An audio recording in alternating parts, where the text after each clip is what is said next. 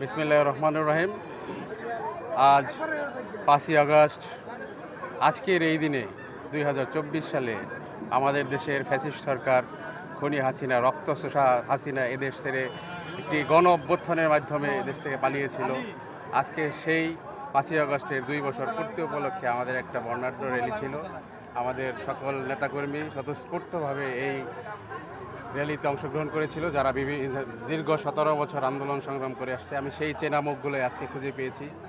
আমি তাদেরকে একসাথে পেয়ে আমি আজকে সত্যিই উৎফুল্ল, আবেগঘন। আমি তাদেরকে নিয়ে আগামী দিনে এই ধামরাইকে আলহাজ তমিজউদ্দিন সাহেবের নেতৃত্বে সুন্দর, শান্তিপ্রিয়, নিরাপদ ধামরাই গড়ে তোলার স্বপ্ন দেখি।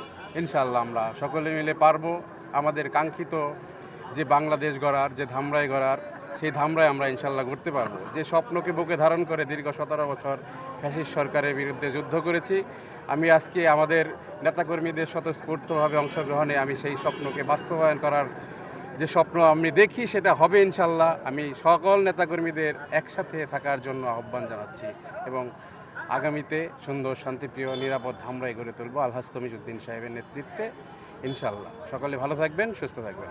আসসালামু আলাইকুম।